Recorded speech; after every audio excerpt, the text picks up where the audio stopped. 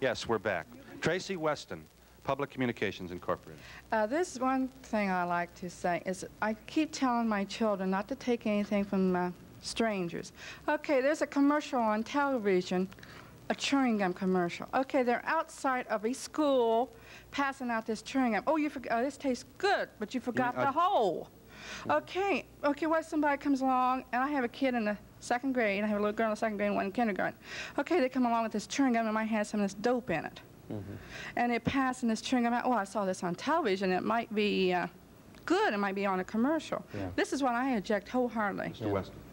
Well, you know, you said that you try and teach your kids not to take candy and sweets and stuff from strangers. Well, they do it when they sit in their living room and watch those commercials. You don't know those guys that are selling you gum. What are her options as a concerned mother, as a viewer, etc.? What are her rights, and what kind of one of your rights, and a good thing to do, is write an organization called Action for Children's Television, ACT, in Boston, Massachusetts. And they're a wonderful organization. They put a lot of pressure on the Communications Commission and the Federal Trade Commission to get that kind of advertising out of kids' programs. And if you want to join them, that's probably the best thing you can do. And a representative of that outfit has been on this show. And I thank you for that point, because I think a lot of mothers are concerned. But will you give us that there's been tremendous improvement by the industry in this area in terms of children's television, commercials which are wrapped up in the personality, all of those things? Network television used to, on Saturday mornings, run 16 minutes of commercials an hour. That's 30%. Now they've cut it down to about 12, and I think that's an improvement.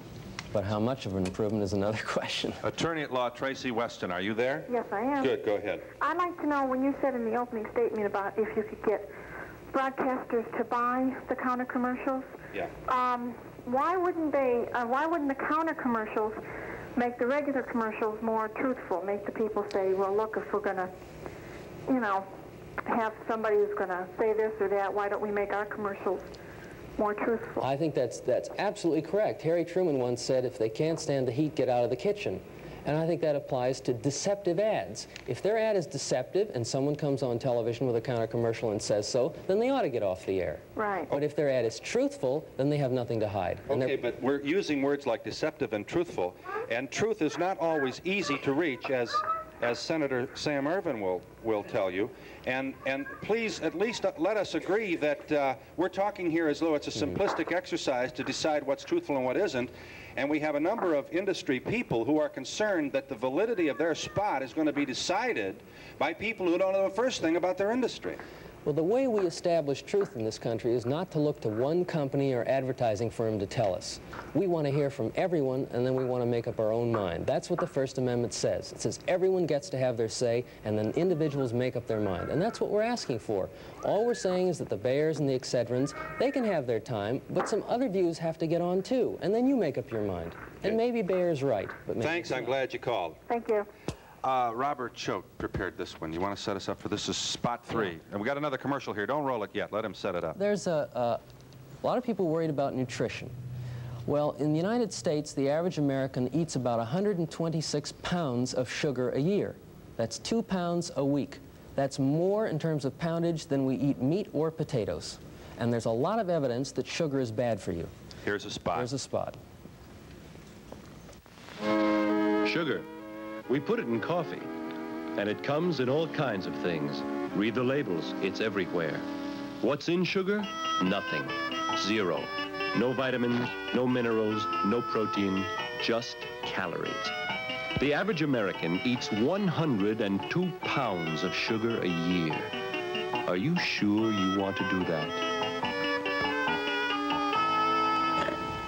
Now, there's a lot of cereal advertising on television. Some cereals are up to 48% sugar, pre-sweetened sugars. There's a lot of soft drink advertising on television, mostly sugar. Candy, chewing gum. The chewing gum and candy industry alone spends about $80 million a year on advertising. And we thought once somebody ought to hear the other viewpoint, and that's it. Hi, Tracy Weston. Thanks for waiting. Go ahead. Yeah, my question was on how to get to the truth. I think that the public is getting tired of being deceived, having one thing said and then turn around and having somebody else say another thing.